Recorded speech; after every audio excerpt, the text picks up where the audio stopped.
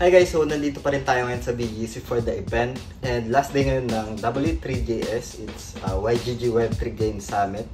And kanina meron ding side event si Binance, which is the Binance Bro. Sobrang na-amaze ako sa community actually.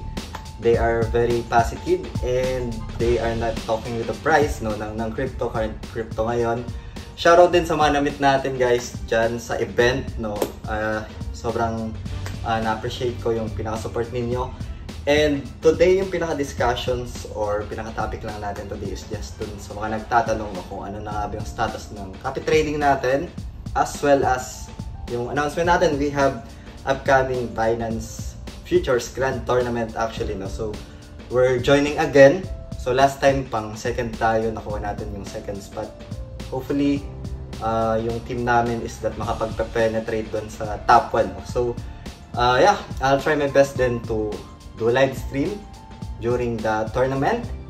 So discuss natin yan dito guys sa video natin today. Pero before tayo mag-start guys, kung hindi nyo pa na-like itong video na to, please like this video first, subscribe nyo yung YouTube channel natin, turn on the bell icon para ma-notify kayo dito sa mga updates natin na ginagawa sa ating YouTube channel, no?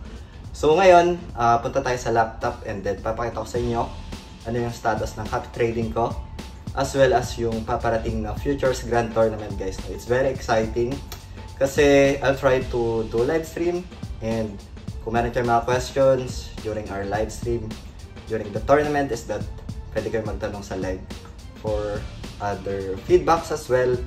I'll try my best to give feedbacks sa mga nagtatanong, no? So yeah, punta na tayo doon guys sa laptop natin and we can check kung ano yun na yung status ng copy trading natin, no? So let's go! Okay guys, so unahin na natin itong paparating na Grand Tournament, which is actually 2 days na lang, no, mag-i-start na, and we are going to join again. So actually pang second kami, yung team na sinalihan ko actually is that pang second ko. So we're gear up for another shot of glory na hopefully get some top 1. Pero yeah, ang importante naman dyan is yung pinaka-experience guys, no. So while joining that kind of tournament is mabuboost pa yung growth as well as yung experience, no. Nakasama mo yung mga experienced trader guys, no. So for the Futures Grand Tournament, ngayon yung question totally dito guys is that yung sa copy trading natin, no, kung ano na nga ba yung pinaka-update nun. So puntahan natin. Alright, so punta tayo dito.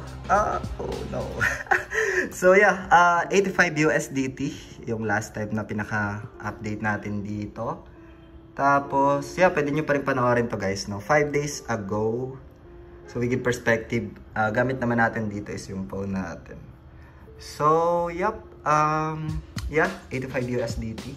Again guys, disclaimer lang, this is for ideas, for reference, and does not qualify as an investment or financial advice, no? So especially sa mga nagtatanong at magkaroon ka ng ideas dito, ano na nga ba yung pinaka-update, no, dun sa mga nagtatanong sa copy trading natin dito, and stuff on my end kung ano yung ginagawa ko, no? So yeah, I'm preparing for the Futures Grand Tournament. Hopefully we get some top spot.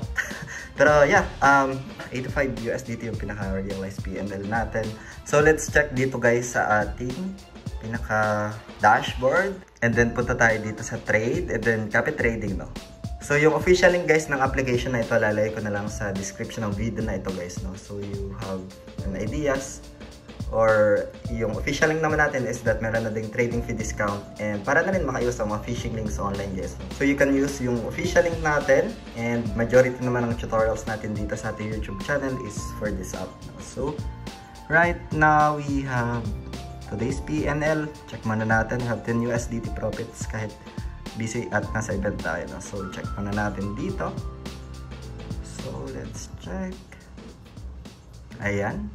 So as we can see guys, we have 131 USDT na total realized PNL na guys, no? Pero ito yung pinaka net profit natin. I think we have open position siguro dito. Yes, we have open positions. Meron tayong negative 28 USDT and 140 USDT na sana yung pinaka realized PNL natin, pero meron tayong open positions dito.